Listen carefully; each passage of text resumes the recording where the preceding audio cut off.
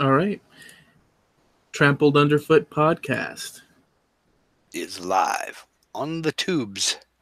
That's right. I see we already have a few people out there waiting. So hopefully this will be a good show. Hopefully y'all didn't just waste your Sunday afternoon. So Well, it's too early for any of us to know that. I'm serious.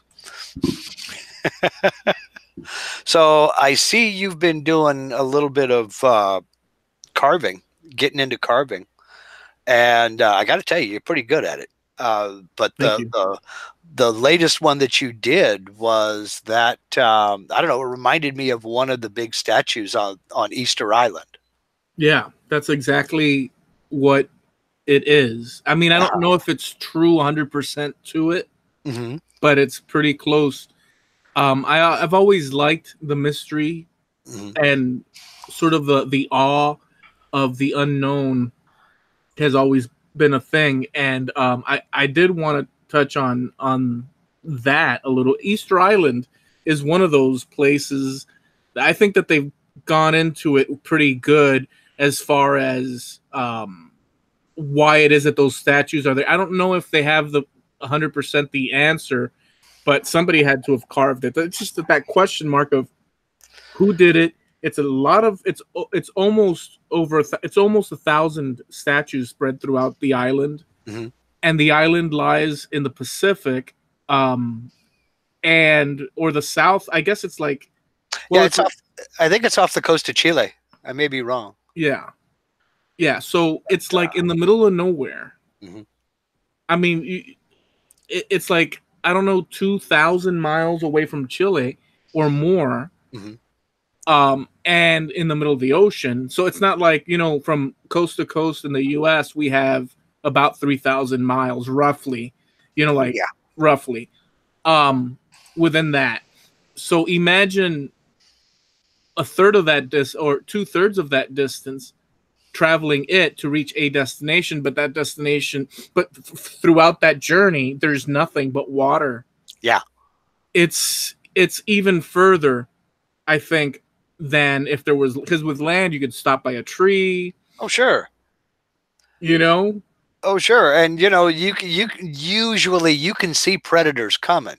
They're not 500 feet below you hidden. But yeah, you're absolutely right, dude. There's no place to pull over in the ocean. You're just kind of there. And the Pacific Islanders, I was just watching a documentary about Easter Island. Well, it's been a couple months back now, and they've done some DNA testing on them, on some of the remains that they found there. They got approval to do some DNA testing, and they are definitely of alien origin. Oh no, they are descended from the Pacific Islanders. The same. They have the same ancestral background as Native Hawaiians and some of the other Pacific Islanders of the area. I mean, and we spoke about that one time before when I was talking about Hawaii. We're talking about, taking off in a big seagoing canoe and just not knowing where you're going to end up. And evidently, there's some evidence now that those people were about from the same thing. And just branching out and going wherever. I think there's still a big question mark. Yeah. Obviously there is, because so not just these people on that island, Easter Island, which by the way was explored. The Spanish called it Easter Island, but in Spanish, which is I'd have to check, but there's a name for it. They had stopped there, and supposedly, as far as I can remember, I think that they did find some natives there, but not enough to sort of account for like the 900 plus statues that exist, and the size, and the idea of. But I really think all we can do is speculate. Without written records of why they did it, how they did it, and Everything else, I think that's about all we have left is speculation. I mean, they keep finding more and more and more evidence. The island is still being explored, and they find new archaeological sites all the time, and they're studying the evidence that they're finding in these sites. But I think we're still about all we can do is speculate. I mean, I think it's like 60 something square miles, Yeah. which you may think, oh, well, that's not much. I think it's kind of a decent sized island. Oh yeah, compared to some of the others that are out there. With like one palm tree and a coconut and like just but well, think about it. I mean, at least it had a source of fresh water. Think about all the islands out there that do not have a source of fresh water. I mean, it was enough to support a civilization. It even boasts of a now dormant volcano in one section of the thing, which is where they made, or where supposedly they took the lava ash or whatever, and they created those statues supposedly from that type of rock. It's a particular I can't recall the specifics, but they took that and created those statues. But they're thinking also, how the heck did they move the statues around? I mean, there's a lot of, so just as a recap of the thing, it's in the middle of nowhere. There were people that ended up there. And the people that ended up there, I mean, just those 2 points alone, particularly looking back in time, are enough to astound. But they created these statues. I guess what else you got to do when you spend your life on an island and there's nowhere to go? But so they create statues, but they move these huge statues around, and it just so the tools, and there's just a bunch of questions, Oh sure. I mean, they had really no metal. I mean, they were Stone Age technology. It just boggles the mind that they were able to do it. I mean, just being lucky enough or skilled enough to find that rock sticking up out of the water. Yeah. Now, they had ways. These were seafaring people, and they had ways of reading the water, different current patterns and different wave patterns, and the way waves would come at you, the way a swell would come at you on a calm day. They could read and figure out where land must be. And then there's also there are natural signs. I mean, birds. There are seagoing birds. But when you find birds that venture out to sea but have to have a place to land, that's, another clue. Well, in fact, the Vikings back in the day, they used to take a raven or crow with them and send it up looking, because it was a land bird. And if the crow took off and flew in a specific direction, they would follow it. It needed to land. They knew that land was that direction. Well, see, but this is what I was going to ask you, though. So there are birds that travel. Heck, there's birds that travel from here in Florida, Miami, the Everglades, and they travel up north, all the way up north, even towards Canada, and just birds like ibis and herons, great blue herons, white herons, just all sorts of birds, and then they travel back. But there's land from here to there, and I'm sure that they stop, for goodness sakes, along the way. I don't see a bird flapping it or riding those upper levels of air indefinitely until they reach their target. But how about birds that travel? I mean, if you see birds, that's a good sign, yeah? Well, most of the birds that migrate over long distances over water like that are birds that swim. I mean, and that's the thing. That's why they would take a raven with them or a crow with them, because they are not water birds. They have to have a place to land. They're non-swimmers. So by releasing it out there in the middle of the ocean, it flies around and everything and then comes back to the ship if there's nowhere else to land. But if it flies up and spots land, it's going to take off towards that land. And you follow it. It's that direction. So these people, I mean, it's such a sort of like Hail Mary sort of Yeah. test, of what might not.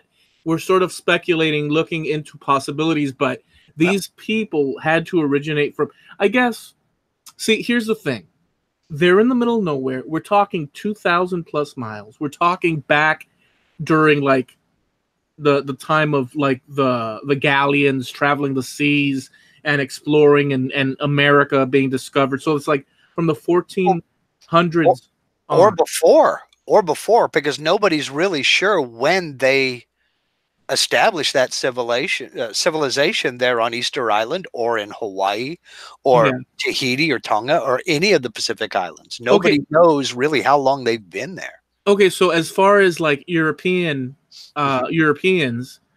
European, um, Yep.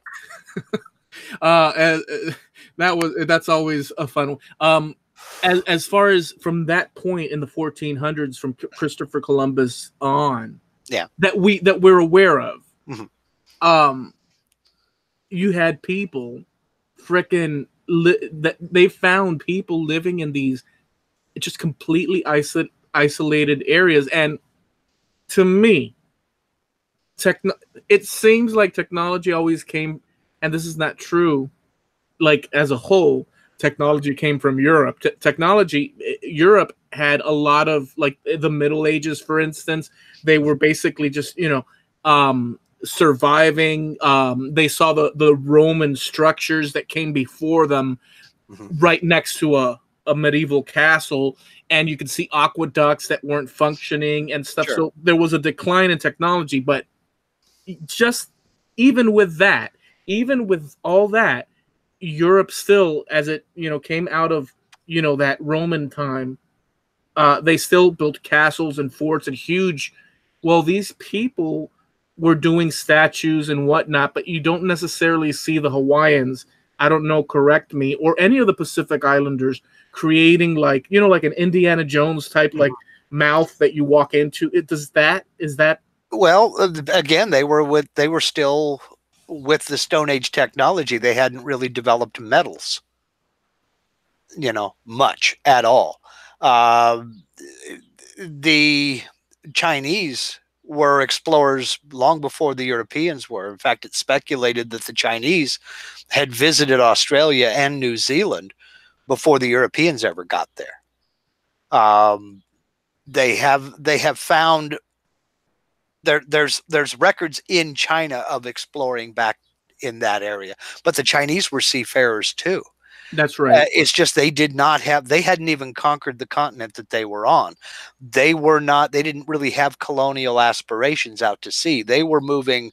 I mean, you talk about the Mongols and everybody else. They were moving westward and trying to basically conquer the land that they already had. Yeah. They didn't really have aspirations of colonizing other continents or other islands or what have you. With the exception of they're right there along the Formosa Strait, Taiwan, what have you.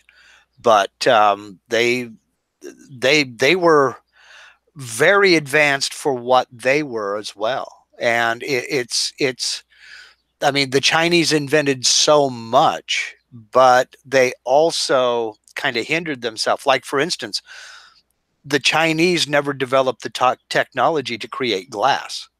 They got to China, which we call China. They made the stoneware, cups and plates and saucers, and never developed the technology to create glass.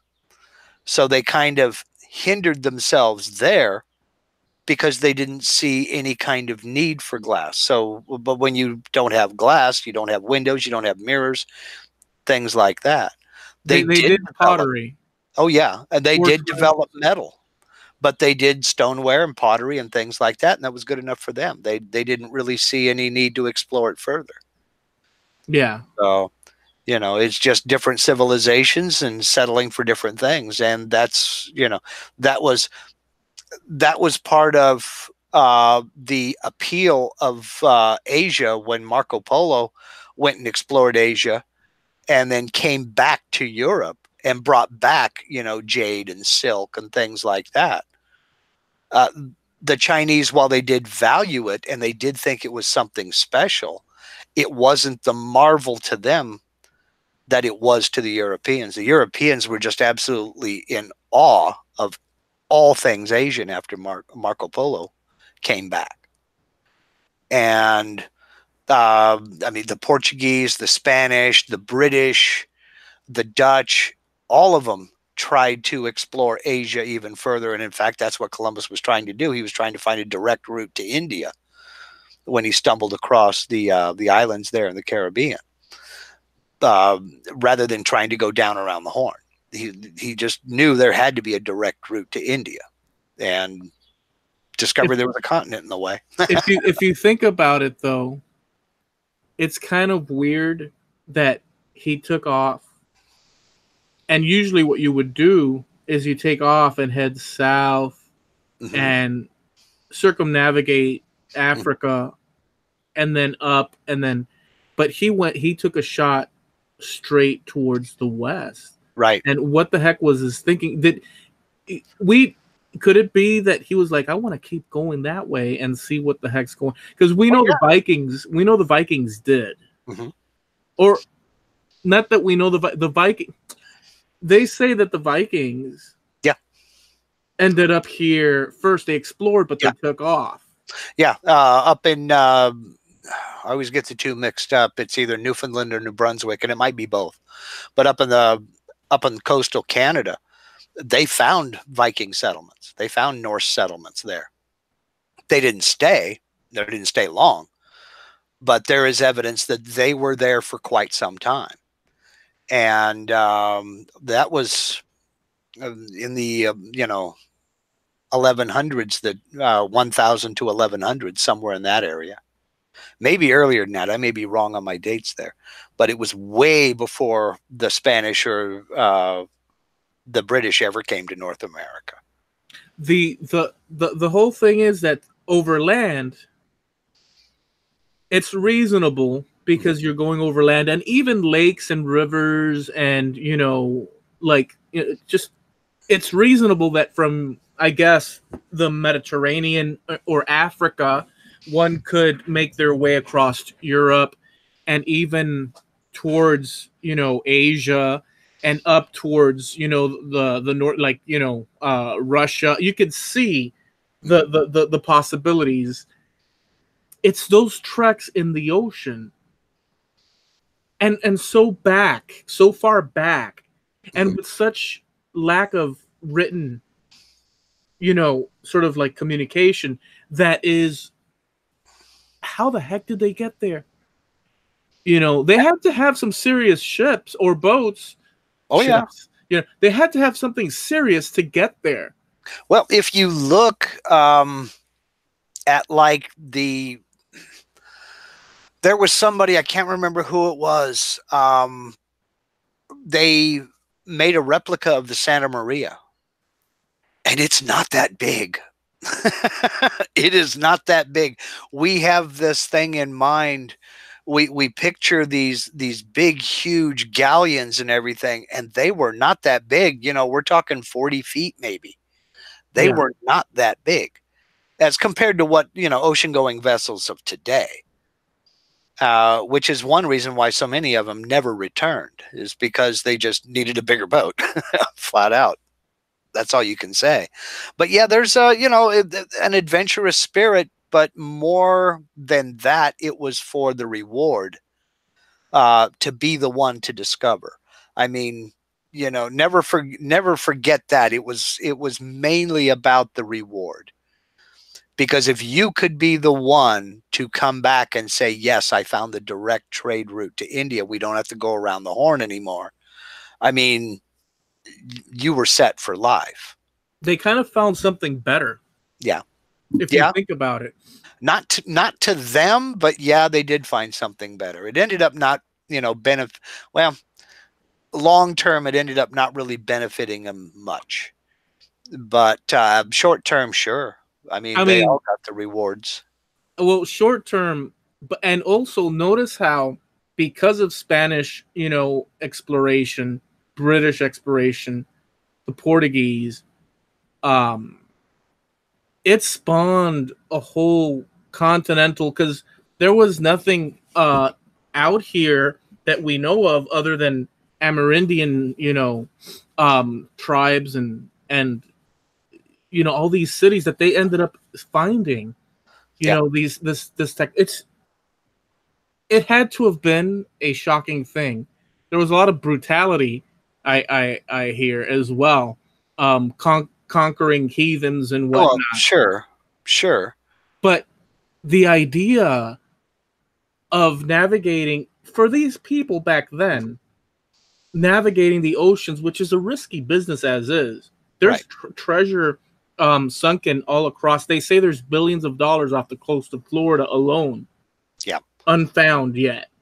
Yeah, you live in that one stretch they called the Gold Coast or the Treasure Coast. I don't. That's towards. I mean, I am. Yeah, I'm considered. I guess the Atlantic side. That's on the West Coast. Oh, okay. All right. Well, see, I thought. I don't remember what I was watching, but they said the area between Miami up towards Jacksonville was just littered with wrecks, and they called that the Gold Coast because there's so much gold laying at the bottom. I could be totally wrong. I've never, I've never heard it called that. I think it's towards the Gulf of Mexico, but maybe I'm wrong. So that's not even here or there. So yeah, there are wrecks from here to Jacksonville. There are. So I don't know, I've never heard that. Now, it should be something common that I hear, but maybe that one slipped my. Maybe I got my facts wrong. No, maybe you're totally right, and I have no clue what the heck I'm talking about. But the fact that these people traveled out to these areas and stuff, I don't know. It seems kind of like they were more advanced than people or islanders. Because look, this is my problem with the whole thing. If the islanders of that time traveled thousands of miles prior to European adventure out into the oceans to discover America and whatnot, they had to have had some serious technology, because these guys in Europe could barely make it to save their lives, plus hunger and supplies and all that goes with it. Imagine these guys. Well, but the Pacific Islanders are used to living off the ocean. I mean, and also we're making the assumption that the Pacific Islanders left their homes for this great adventure voluntarily. Who's to say that they weren't forced out? It's like, the islands are too crowded. You're gone. Pack your stuff. There's your boat. See ya. Wouldn't want to be ya. We just don't know. We just don't know how voluntary the whole thing was. I mean, the mass migration may have been the same thing. It may have been for the reward. It may have been an adventurous spirit. Then again, we don't know how many people headed out in these big, huge canoes. We just know the descendants of the survivors. We know the people that made it. That's all we know. We don't know how many didn't make it.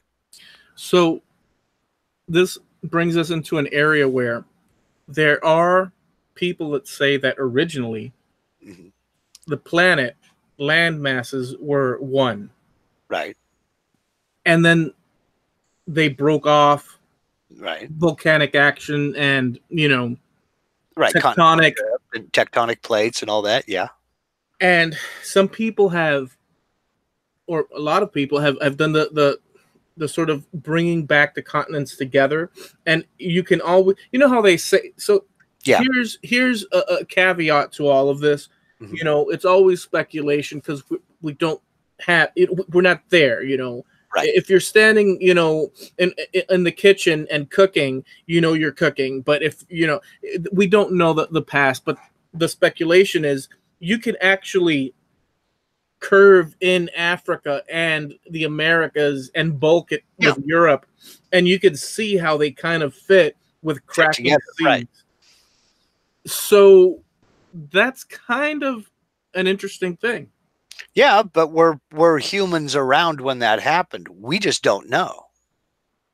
Well, we really don't know if humans were around when that happened. I mean, yeah, you're absolutely right. If you follow the track of the tectonic plates that are still moving, and you just look at the outlines, as you say, look at the outlines of the continents, you can put them together. And yes, it looks like one giant landmass. But how long ago was that? You know, I'm sure that some scientist has gone back from the timeline, gone back in the timeline to try to figure out about when that was. But you know, who's to say that there were humans around at the time?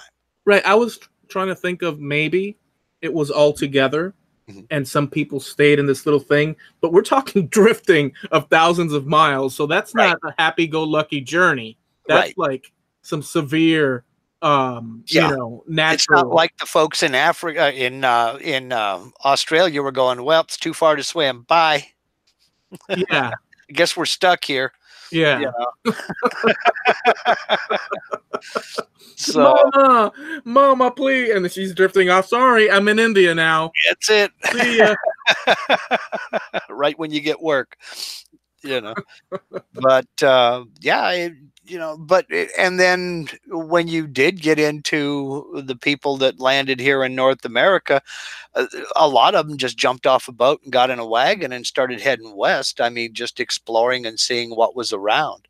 And also, you were talking about the technology they had. We can only speculate to what kind of technology they had because they kind of took it with them. We don't know how they navigated. You know, we don't know how they knew where to go. And we assume that they did know where to go because it's, you know, when you look at how spread out everything is, it's real hard for me to accept, and maybe I'm wrong, but it's real hard for me to accept that somebody left the islands down in the South Pacific closer to Australia and came north knowing on a straight track for Hawaii or for Guam. What's like shooting a dart in the dark? Exactly. And I think that's exactly what it was. I think they lucked into it and we only see the survivors. Now, if you take, let's say you have a community in the South Pacific and you take 2,000 seafaring tribe members and you say, you're going to position yourselves X amount of, yards or, spacing between each other, and you're going to rake the ocean that way and back. I think that that's a good idea if you're crazy, but still it's a good way to go. So you have spacing between your people, and yet you can still see them and transmit, info, and then come back and keep raking. But you're talking thousands of miles. Exactly. And that may be how they distributed themselves among the Solomon Islands or the Marshall Islands or something like that. But yeah, and the guys who kind of overshot or missed it, oh my goodness, ended up in Guam, It's like, well, I ain't going back. You want to go back? I don't want to go back. What are they going to do? Come get us? Okay, fine. And there's another thing about that in order for them to continue, they had to have male and female. Oh, sure. Well, that's why I'm saying we're assuming that they did this voluntarily. We're it's quite possible that they just, no, this family, this family, this family, and this family, you're gone. Get out. You took the sacred coconut, and now you're banned. That's right. It was so tasty, but it wasn't worth this. Yeah, totally worth it. Totally worth it. So in Europe, in the 1800s, in the late 1800s, an uncle of mine in Spain lived in a village called Maliano in the north of Spain. There's a small village there, and that's as far as I can trace my family that I'm aware of. And this uncle was a brother of my grandfather's father. So this uncle of my grandfather, which would be like a great, I don't know what the heck it would be, was brother to my grandfather's father. My grandfather's father passed away in some sort of accident. My father used to, there's always this you've called it like family folklore, I think you've named it before. Yeah, that's what I've always been told it was called. Because it's things that, so I hope I didn't lose it. My father had a picture of my grandfather's father, but we're talking a situation that's so far removed into the 1800s, early 1900s, that I can't. It's like, and plus it's another country, right? It's very difficult, and it's a separate language, so documentation online, it's very difficult to find as it is. But right, that uncle was, and it was a small village in the north of Spain, and that uncle, and these people came from a place where there's actual, I found one writing where it explains how many cows they had, how many, wow. like I found one actual writing, I've saved that, how many like sheep, how many, like what they had there, and how many residents roughly, and what they did. You know, they had one carpenter, and they named the carpenter. They had, and they don't go into great detail, but they give you an overview. Right. And then those were the forebearers in the 1700s, and they actually talk about it in a very short, brief thing, unfortunately. But out of those people came this uncle. And his name in Spanish is Mateo, but in English it would be Matthew. Right. And he joined the ministry, the religious, the Catholic thing. And he became a minister with his own congregation and all that stuff. And he did a lot of archaeology. And he did a lot of family ancestry. And he was particularly interested, I read this as well, in finding the remains of one guy that was the architect of a huge church back in the sort of medieval days, because he wanted to restore those bones to a grave that they had been stolen or disappeared or something like that. And he endeavored to find those bones. Well, that's just a little sort of roundabout history, but coming here to now, my grandfather leaving that country, moving to Cuba, and then eventually moving over here to the United States, and me being born here and growing up and at his side whenever my folks, would be doing something else, and growing up talking to my grandfather. He was of an adventurous spirit, and he liked the stories, he liked the wonder, and I think I got that from him. And he always told me that he'd go out on expeditions with his uncle when they were in Spain and into the mountains, because you have those ancient cave paintings in Spain. Oh, okay, yeah, okay. That nobody knows. These were the European or prehistoric Europeans and stuff, just cave dwellers and stuff. And he would do exploring, and my grandfather always had that sort of vibe, and he transmitted that to me by simple things like saying, look up to the sky. And I'd look at the sky, you see the stars, you're looking at the past. Yeah. And I'm like, well, what's that? As a little kid, like a kid that would not necessarily understand that, he would sort of infuse all these concepts in me. In a very wondrous way. And I think that was, well, I think that turned me quite psychedelic. It sure messed me up a lot, because I can't find footing in reality to save my life. But so he would go on, and they would actually do archaeological digs and all sorts of stuff. And I just found that super that history super fascinating. But again, it's like you're cut off, because you only have family folklore to know about. Yeah. other than the few snippets that I've been able to find. And you have the disadvantage of, see, I don't know anything about Spain. I don't know what about their laws or anything. We have one advantage here in that they do a census every 10 years.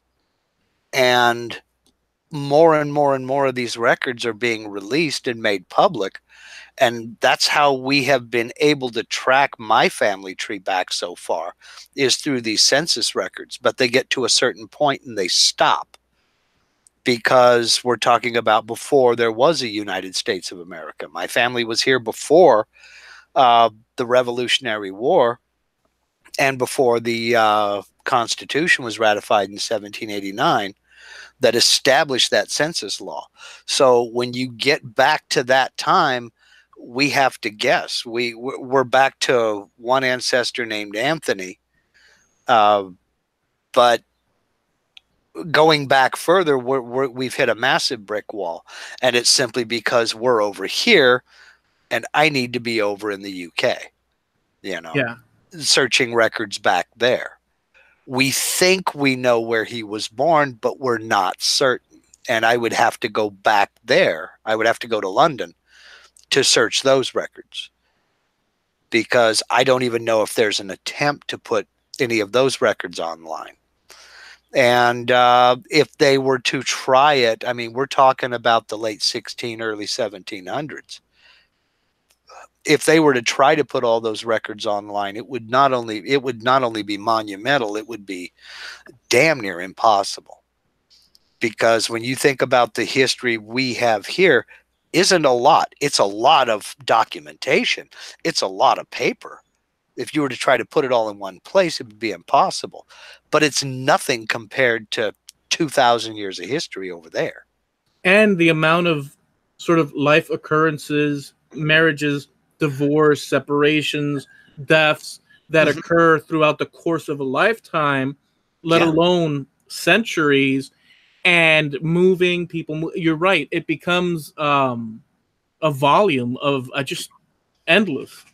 Now, you do have an advantage in that if you ever decided to go to Spain, you have a name to start with. You have Mateo. So you're ahead on that score a little bit. You know where to go and you know where to start your research.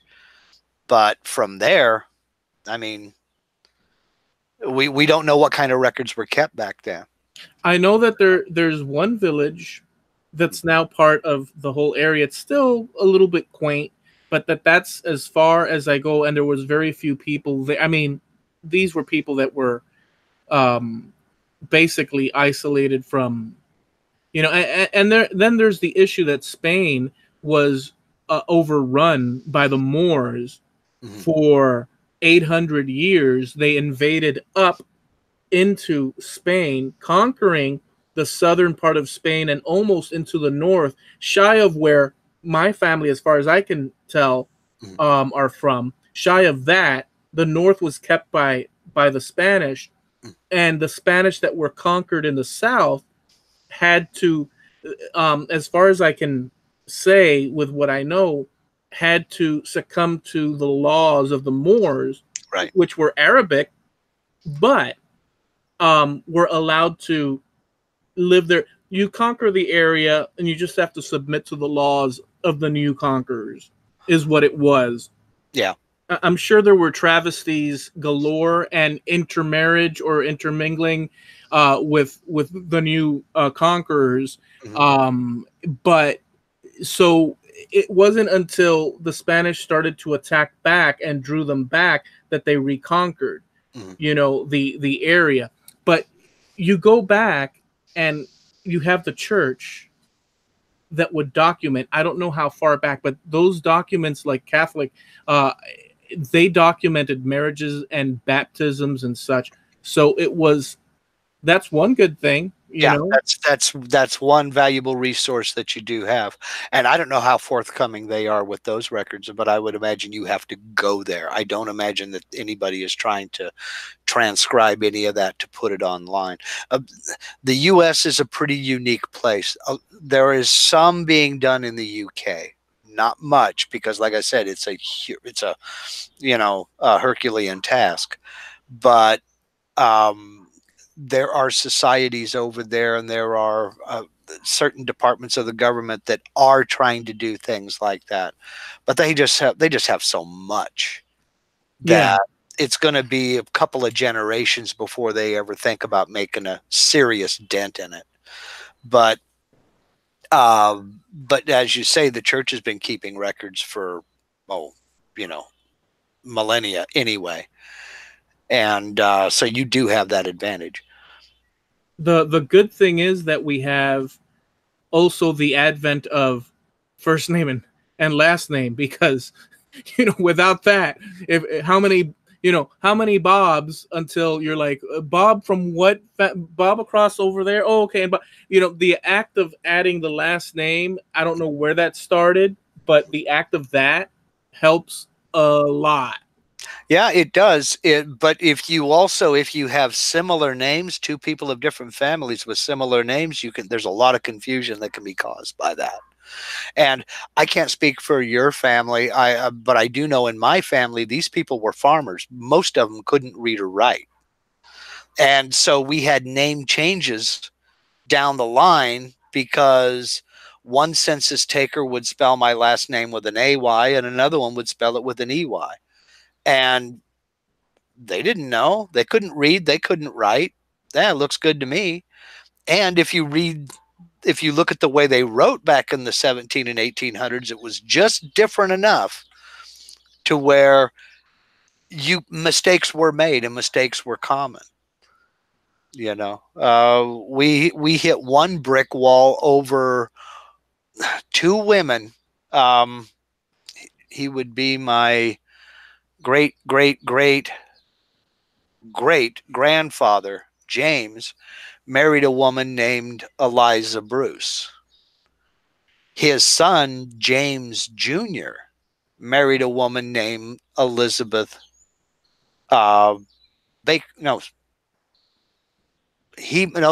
James married Eliza Baker. His son, James, married Elizabeth Bruce. And that was just enough. Those names were close enough together. That was just enough to create confusion in the genealogy we were looking for. And we was like, well, who is what? When is where? Yeah. And we also had the problem with the county courthouse back there caught fire not long after they were married. So all those records are gone. Unbelievable. So we had to go by census records to figure all this stuff out. And when we first started exploring this, the census records weren't available to the public yet. They hadn't been released, and they hadn't been transcribed and put online. But now, I mean, I still get little notices from Family Search and from Ancestry that, hey, this census record has been released and we found another link for one of your relatives.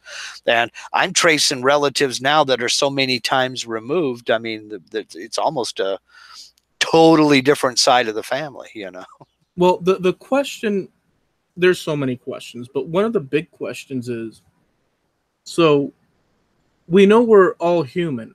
Mm-hmm. I think, and that's not being funny. We're all human, but we have across the globe mm-hmm. all these different types of, I guess you would say, going back in time, tribes mm-hmm. with different ethnicities, and people that stay in a region and adopt characteristics, because they're in that region and breeding amongst themselves. Be it Spain, be it France, you have similarities washing down across or at least that seems to me, in different regions. So you'll have the French, the further south you go into Spain, being similar with the Spanish of that area. Right. And then washing down, you see the Spanish and Italians and stuff, and then you see North Africans, and then you see this mix, because people, it's like people in Florida, they move to Broward, then they move a little bit over here, and then they end up over there, and then it's that. Mm-hmm. But Um, it's really a question of where did all these humans, spread throughout come from, and did they start in one key place, then spread out? Why is there no information? I mean, just the question of our origin, as far as, is it one origin? I know that there's DNA that they say, I don't know, this is like super hearsay, but that we all have one original maternal sort of DNA thing that goes down, and one paternal. I've heard that said down the line. I don't know the specifics of that, so I'm kind of talking like a paraphrasing of something that Sure. I heard, but it's a big question mark. Well, the earliest evidence of humanity so far was found by Louis Leakey in Africa. Okay. So, where I think it would be fair to say that it would be fair to speculate that that's where everybody's roots are, and you never know. I mean, but I don't know that. That's just the latest that I've heard. But they're discovering new things every day. I mean, they keep just exploring in the Arctic. They keep coming across new settlements, evidence of, well, new to us anyway. They discover settlements that they never found before. There is, I mean, even with satellites, and you figure we've explored everything and everywhere, we've been everywhere. We haven't. There is so much that's unexplored just along the Amazon basin in South America. There's so much of that remains unexplored because people just can't get in that far. Now there may be whole civilizations as yet undiscovered in there. They would be primitive, of course, as compared to us. But the chances are that they would, technology wise, that they would be, and medicinal and all that would, I mean, it would have to be primitive, the ones that we find, because there's no way. Well, as compared to us, I mean, it's not like they have telephones and what have you. If we what if we opened up a couple of bushes and we open up, and instead of a McDonald's, we see like an inverted W, and instead of it yellow, it's like, I don't know, red or something. Yeah. And there's people there on cell phones and stuff. It's just we had never seen them before. Oh my gosh, I'm trying to remember the name of the movie. It was a Richard Dreyfuss movie. Yeah. You saw it? Okay. Yeah. All right. We're both talking about the same one, where they're talking about the tribe. Yeah, it's so good. It's so good. They created a tribe. It's 100% fake. That was 100%. But people were eating it up because it's just the adventure of it. And it's such a good movie, dude. And based on a true story from the Philippines. Oh, really? Yeah. I don't remember all the ins and outs of it, but there was an actual case, back in, I want to say the 50s, maybe the early 60s, of somebody coming out saying, "Oh, we found this all totally, Stone Age culture," and brought a bunch of press people out and brought them in. And there's people, banging on a root with a piece of bamboo and stuff like that to mush it up for dinner or what have you. And some reporters came back like, 6 months later, and they're all walking around in blue jeans and t-shirts. "Oh yeah, this guy hired us to do all that. It was good money. Why, you want to do it too?" That kind of thing. So, it was genius, man. Yeah. You need your fix of discovery. Well, he got his 15 minutes of fame and cashed in for a little while, but it was all a big hoax. Yeah, that's kind of. Let me tell you this. I don't know if you've seen this or not. So England. The royal line. Yeah. There's I don't know if it's BBC, but it's a British guy. I think he'd probably be super popular in England. I don't know. We'll probably have to ask Jamie Page about that. Well, I'm kind of an Anglophile. I might know what you're talking about. Okay. All right. I watch a lot of British TV. Okay. So this is a documentary, and the guy sets out to make sure that the lineage of the royal family that's now seated in in power is actually legitimate. And he finds out that there was a child born that became king. I forget the name. I forget the details. It's in the documentary. We'll have to link it in our Trampled Underfoot podcast.com. On the website. Okay. Yeah. Yeah, I'd like to see it. The guy was not a legitimate child and therefore could not become king, but yet he did. And because of that, a whole line of royals went through the ages and leading up to the royal family that exists now. The guy goes throughout England talking to historians and this and that, and they take him to an actual place where the manuscripts, they have places in England apparently where they have the manuscripts with all the, and you can go into that place and actually look and stuff and see, and they pinpoint that the king that had relations and that the son that was born too early from the time that he had last been with his wife because he had gone off to war. In other words, they found a huge discrepancy, and they have all that written, like they had it in writing. And so then the second part of the video, this reporter guy, British reporter guy, goes about the business of finding then who the heck, if that guy was illegitimate, where would the branch off to that would become that would have been the legitimate. And he finds a living legitimate person that would be, if that actual deception had not occurred, today would be the king of England. King of England.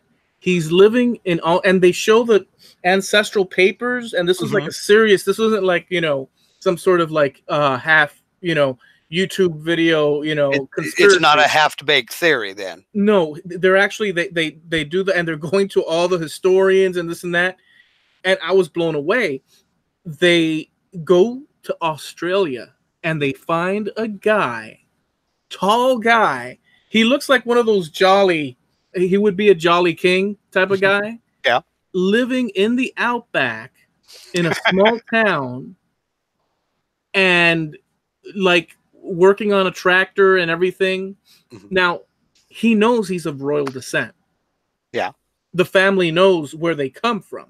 It's just that they don't, like, they ended up being duchess or they ended up branching into whatever area well, he puts down the paper next to the guy, and then the guy says, "Oh, hold on one moment," and he brings out his own family tree. Oh, okay. And he puts down his family tree. They do the research, like name by name, and lo and behold, and he's like, I don't want to be king. I'm happy here. I've got a great life. Well, that kind of answers your question from a couple episodes back about, suddenly being king. Oh, you're right. Except you were talking about being transported back to the 1400s. Yeah. So, well, this borderlines on blasphemy here, what we're talking about the British throne and what have you. And I imagine our buddy Jamie Page would have a few things to say about it, for or against. I'm sure he has an opinion, but there is some speculation about, and I'm going to stoke the fires a little bit here. There's a little bit of speculation about Queen Victoria herself. Okay. In that she was the cause of hemophilia. She was the carrier of hemophilia all through several royal houses in Europe.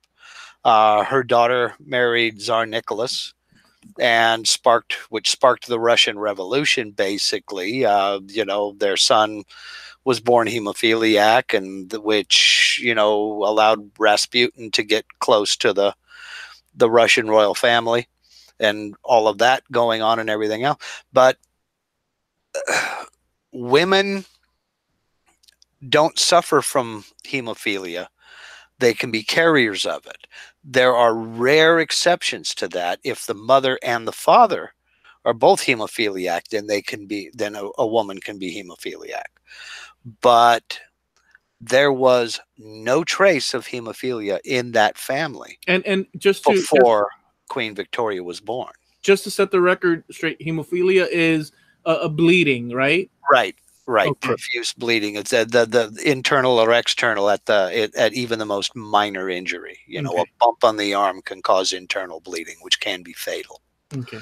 And their son was a severe hemophiliac. I mean, almost to the point to where he was bedridden for fear of, just smacking his arm on a corner of a table or something like that. Yeah. But there was no trace. There was no hemophilia in the family at all before Victoria was born. So speculation is, it usually travels down the male side of the family, not always, but there was none on Victoria's mother's side. And there was none on Victoria's father's side, but suddenly she became the carrier, and it's passed down. It is heredity. It's not a virus. It's not a bacteria or something. You can't catch it. You're born with it or you're not. And so there's some speculation as to whether or not she was legitimate. Now, I just probably committed a cardinal sin, and I apologize to the viewers in the UK. And maybe that has been disputed and found to be false. But that's the last I heard, and it's, again, that information's several years old. But who knows? Yeah. Well, And I do have to say this. My interest in genealogy and going back and tracing family was basically, I say basically, it was based on something my grandfather told me years ago, my grandfather on my father's side, who said, you really don't know who you are or where you're going if you don't know where you came from. Yeah. And so he's the one that started telling the stories about Missouri, then Indiana, then Kentucky, then Pennsylvania and Maryland. So, and then from then he didn't know. Yeah, but that was family folklore that was passed on from person to person with no documentation at all. I'm with you on that. We share that in agreement, and I think a lot of people do, because it's no mistake of how many people do the ancestry search. Mm-hmm. People want to be, I'm assuming here, but I don't know. I guess I can speak somewhat because, I'm part of the human race. But people want to have that bit of earth, that connection to the past, mm-hmm. that grounds them and gives them perspective looking back, I think so. I think it's just a totally natural thing. And we're all in awe anyhow, I think, of this magnificent journey that we're on. Mm-hmm. Yeah. And not only that, I'm a history buff as it is. And, having a personal connection to something just a couple hundred years ago. I mean, I stumbled across a picture of he would be my great-great-great-grandfather and great-great-great-grandmother. I stumbled across their picture, a portrait that they stood for, back in he passed away in 1912, so it was before then. Did you show me that picture? I did show you that picture. You know what we got to do? I don't mean to, but one day when we have time, mm-hmm. We could take that into Photoshop. And mm-hmm. I've wanted to do this with pictures of my family as well. And we can cut out the different layers, like background, this and that, and create a 3D just to give it a little bit more closer realism. Just a little bit of depth. Yeah. So I wouldn't mind that. Okay. Cool. I wouldn't mind doing that. Yeah, I just stumbled across it at the Jackson County, Southern Oregon, Jackson County Historical Society. They had a photo of it. I was kind of thumbing through their catalog online and just searched for the name, and boom, it popped up. And it's like, yeah, here's a photo of these two. And I'm like, whoa. So I ran down there and I joined. for a year and got to use their library and search. I learned a couple of new things, but not many. Yeah. But I was able to get a copy of that photo, Yeah. and they sent me a digital copy, and I got a hard copy of it as well. Yeah, that's So priceless, dude. I yeah. mean, just imagine. So, what we do right now, even this right now, Mhm. um, we're doing this, and exchange of ideas and talking about the past, and it's gonna be there. Maybe not. Maybe there's the great YouTube fire of Mhm. 2020, and we have no idea that it's. But chances are that this will be vaulted somewhere in some sort of and a copy of a copy of a copy, and all these things that we do, even though it's I don't know how many millions upon millions of videos, billions, who knows, Mhm. but people searching out Mhm. for a particular idea or person or whatever will find this. Yeah. And that's also one of the reasons why my YouTube channel is my name. So it's easier for somebody to search, because you're absolutely right. This is all being archived, Yeah. And I mean, just think about it. If you could go online right now and find some goofy little podcast that your great great grandfather did, that would just be cooler than heck to me. You Now, know what happened my kids are not interested in anything I'm doing on YouTube. My grandkids aren't either. right now? But somebody down the road may be. So I'm trying to make it easy on them.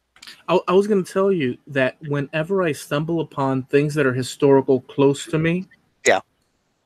there's a certain thing that occurs. It's a psychological, emotional. Mhm. It's like a push. There's a certain feeling, and that I can't describe. Something happens that entrances me.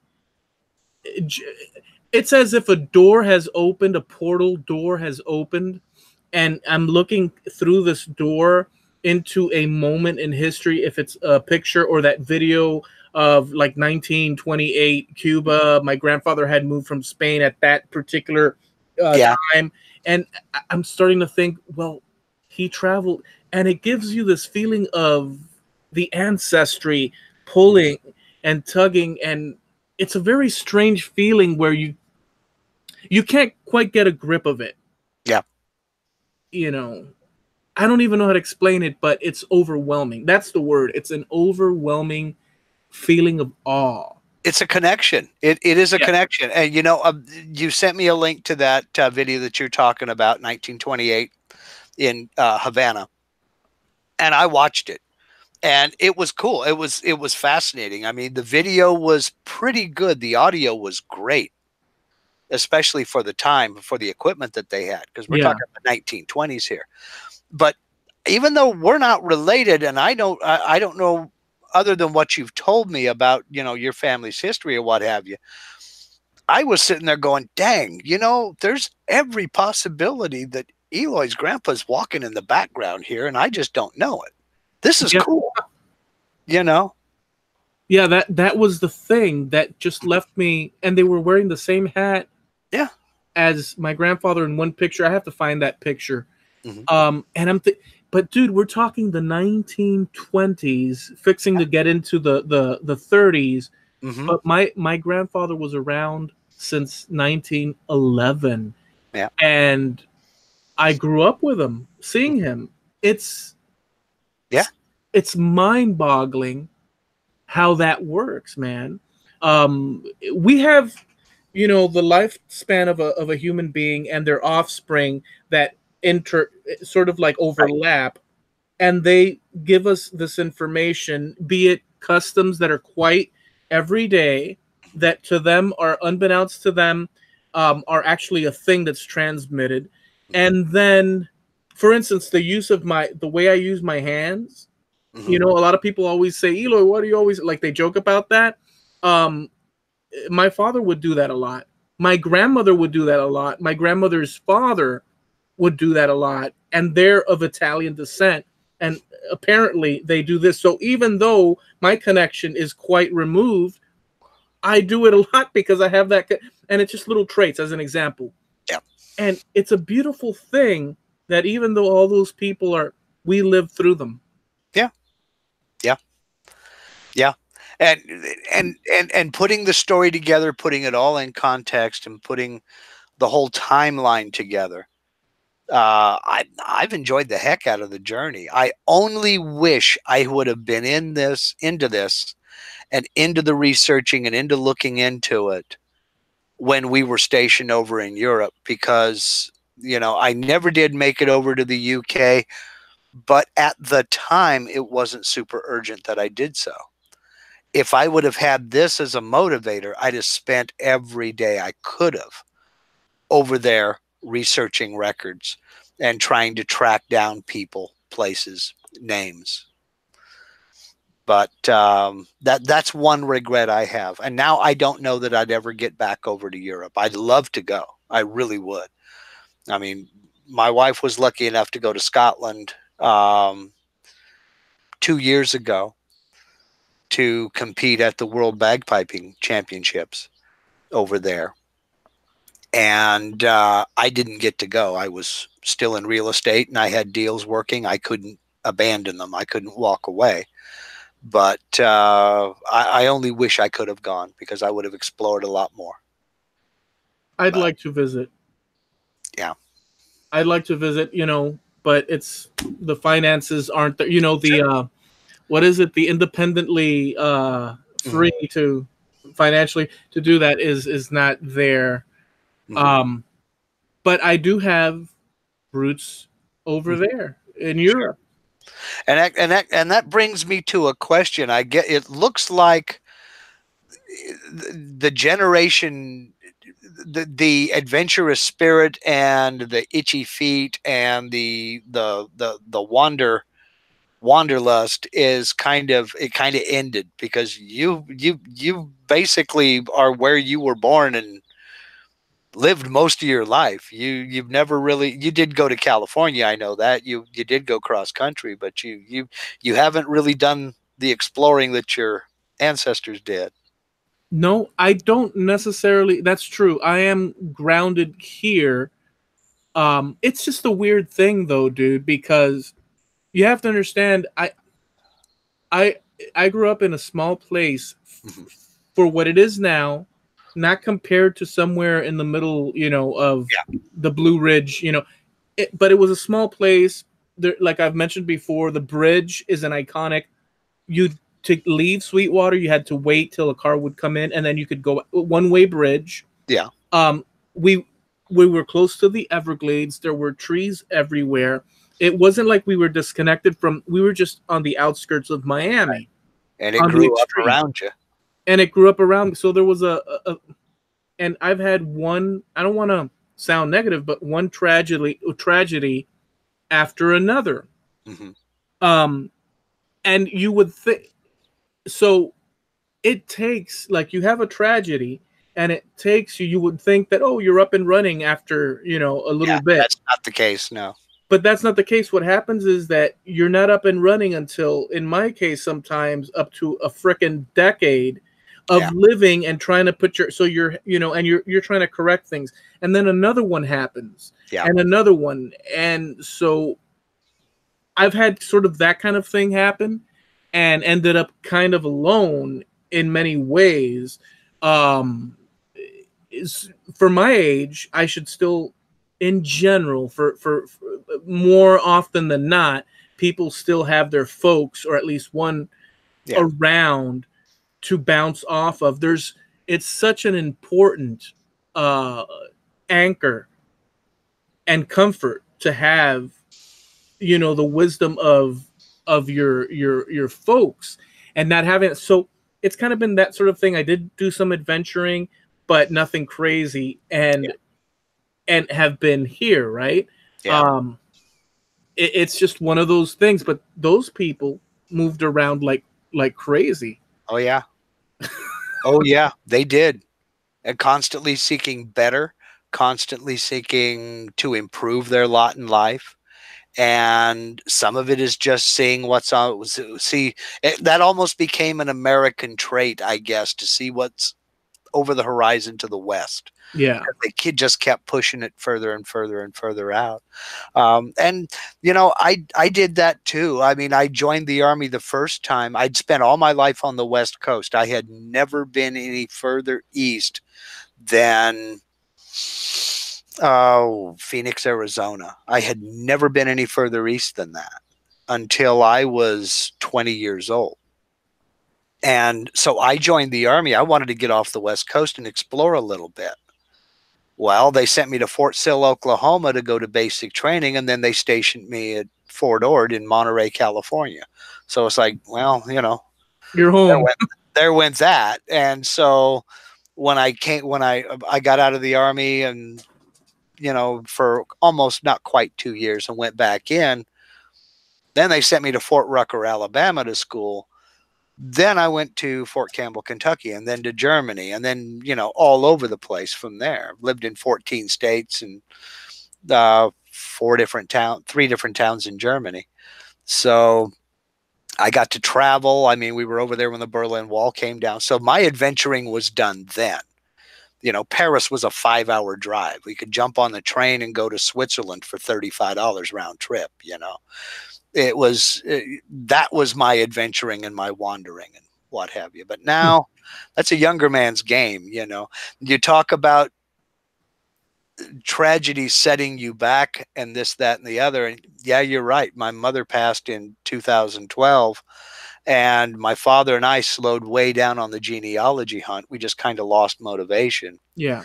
And then my father passed in 2016, and it's just recently, and I'm talking about the last couple of weeks, that I've started picking that up again because I lost motivation for it. My kids aren't really, they're kind of interested in it. My grandson is getting a little bit more interested in it as we go around town and I show him things. Look here, this is physical, tangible evidence. You know, I can take you to, it would be his 5 times great grandfather's grave right now. It's 30 miles up the road from us. And I can take you to the grave of all of your ancestors back to your great, great, great, great, great grandfather. You know, right here locally, your roots are deep. Yeah. You know, I joke around. I tell people I'm so local, I'm related to myself. You know, he's 2 generations beneath me here. So, you know, or behind me or ahead of me here. So, you know, he's starting to take an interest when he, you know, when we drive down the street and I show him a building and I say, your grandfather built that. I was there. I helped a little bit. He built that with his hands. Really? Yes. You know, it becomes a little bit more personal. Yeah, it probably, when a person's ready and their curiosity, it just, yeah. You know, when you're young and you start coming up, your mind is, you're exploring what's in front of you, and it's just, it's a difficult thing. It's not until later that you start saying, well, heck, we sure are on a roller coaster here. Oh boy. Let me slow down a little bit, you know, and smell the daffodils, you know. Well, it's like me and flying. I don't fly. You know, I flew so much in the military. I worked on aircraft. I flew so much in the military that, you know, I do believe in the law of averages. And so far, I've gone without a mishap. And I want to keep it that way.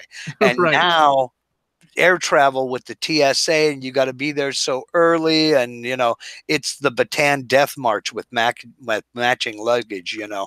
I just don't want to do that anymore. So if I can't drive, you know, give me a week's lead time and I can drive there. I'll be fine. You know, I've driven coast to coast several times and it wasn't as big of a pain as getting on an airplane to go to Portland, you know? Yeah. So I want to try a new segment. I don't know how good it'll go.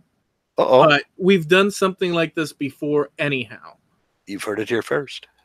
So today in history, March 3rd, what happened? And I'll run by, I didn't tell Mark this beforehand or anything, but Um, we'll go from here. Today in history, March 3rd. And so here we go.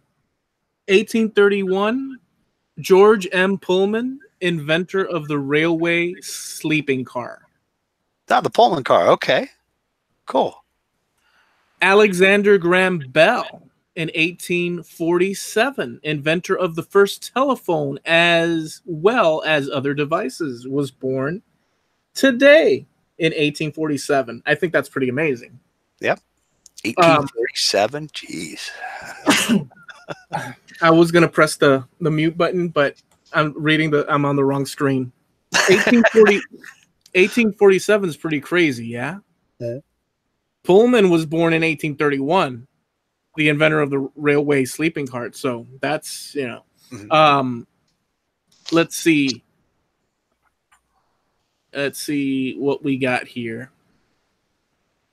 Congress passes in 1791 a resolution authorizing the U.S. Mint legislation. Creating the mint will be passed on April 2nd, 1792. So, okay. Freedom of the press is alive at the U.S. Mint. The first, in 1817, the first commercial steamboat route from Louisville to New Orleans is opened in 1817. 1817? Wow. I thought it was much later than that. Amazing. Yeah. So you could take a trip from Louisville to New Orleans after 1817 or from 1817 on and make, I wonder how much the tickets were. Oh, too cheap. 2 sheep and a chicken. Yeah. So check this one out. This one's a good one. I'm glad I did this today. In 1845, March 3rd of 1845, Florida becomes the 27th U.S. state. Okay. Amazing. I didn't know it was the 27th. For some reason, I was thinking it was much an older state.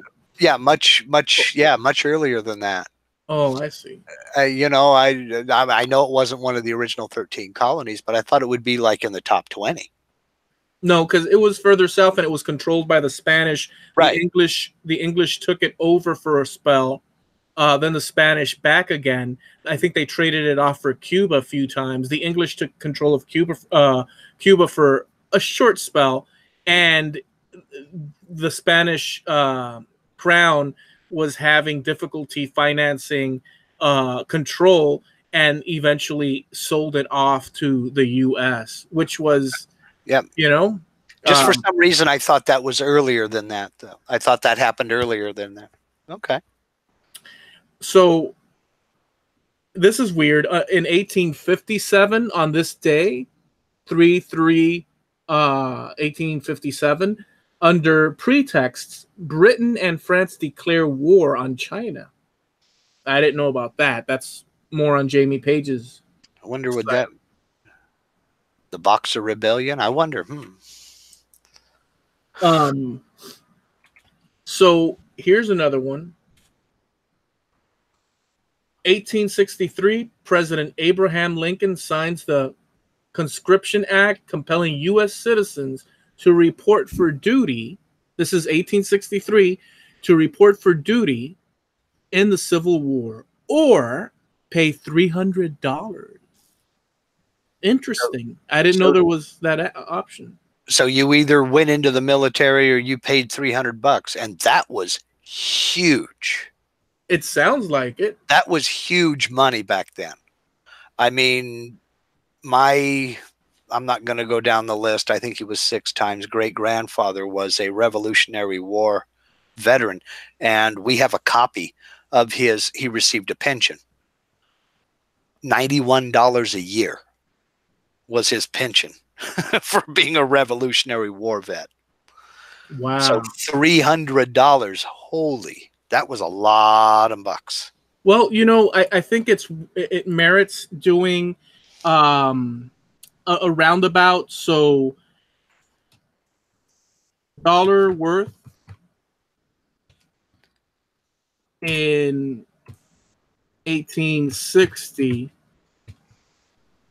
compared to today? Let's see if we get a quick result.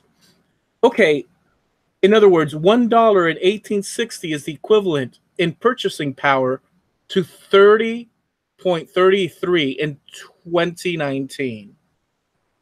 Okay, so 30 Times times 300. 300. That was big money. What are we looking at? Let me. Oh, let's see. Yeah, we're looking at $9,000 and change. Okay. Oh Well, yeah, that was decent money. yeah. So I didn't know that there was that option. Yep. Let's see here. Let's go to 1919, 1919. Boeing flies the first U.S. international airmail from Vancouver, British Columbia to Seattle, Washington in 1919. That's Wow. not very far. So that must have been, well, if it was Boeing. Okay. In 1923, the first issue of Time magazine is published on today's date. Okay. The editor was Henry R. Lucille, Luce, Luce. Loose. Yep. Let's continue. Okay, in 1931, on this date of March 3rd, President Herbert Hoover signs a bill that makes Francis Scott Key's Star Spangled Banner the national anthem. So the national anthem's birthday is today. Amazing. And this one's cool. In 1939, on this date, in Bombay, Gandhi begins a fast in 1939 to protest the state's autocratic rule. Yep. They were seeking independence from Great Britain. 1940, a Nazi air raid kills 108 on a British liner in the English Channel. Yep. Let's move up in time.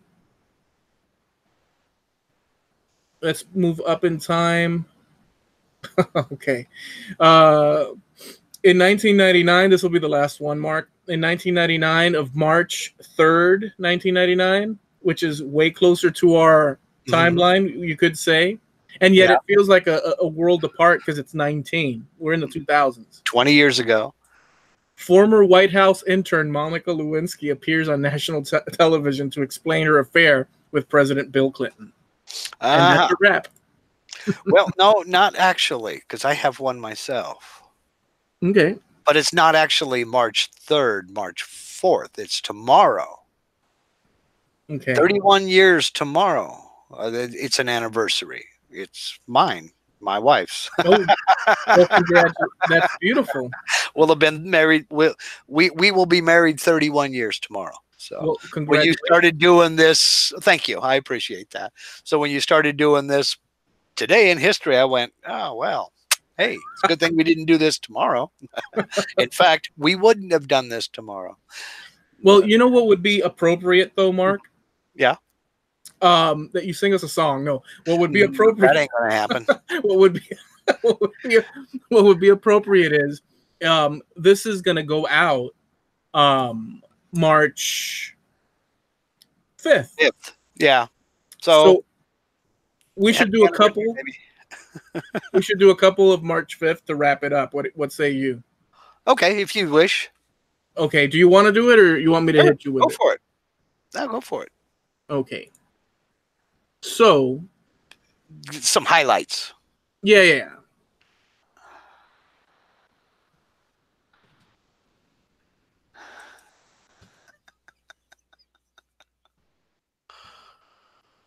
What did we say? The 5th.